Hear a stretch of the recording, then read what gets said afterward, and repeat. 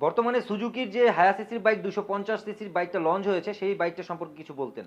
250 CC SF এবং Gixxer বাইকের যে লুক 155 সিসির সেম লুক ছিল। সো বাইকাররা এটা নিয়ে বেশি সমালোচনা করতেছে, এটা কোনো কথা হইলো? আবার প্রাইস দিছে 4 লক্ষ টাকারও উপরে। জিক্সারের প্রাইস 4 লক্ষ টাকা, এসএফ প্রাইস 4.5 লক্ষ টাকা। এত এত টাকা দিয়ে কয়জন এই বাইকটা কিনবে? অনেকে কিন্তু এই কথাটাই বলবে। আবার অনেকে কিন্তু 250 সিসি বাইক কমফোর্ট পাবে, বাইকের লুকও তাদের পছন্দ হবে, কালার গ্রাফিক্সও পছন্দ হবে। অনেকে কিন্তু স্বাচ্ছন্দ্য ওই বাইকটা ইউজ করবে। সো কেউ পজিটিভ বলবে, কেউ নেগেটিভ বলবে। আবার অনেকেই এই বাইকটা ড্রাইভ করে বলবে না খুব ভালো বাইক।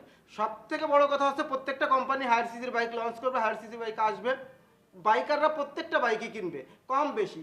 প্রত্যেক সেগমেন্টের বাইকই কিন্তু সেল হয়। বাংলাদেশে এমন কোনো বাইক আছে যেটা আসতে সেল হয় নাই। তবে আমি ব্যক্তিগতভাবে যেটা বলতে পারি যে সুজুকি অবশ্যই একটা ভালো ব্র্যান্ডের বাইক, ডিমান্ডেবল বাইক, মার্কেটে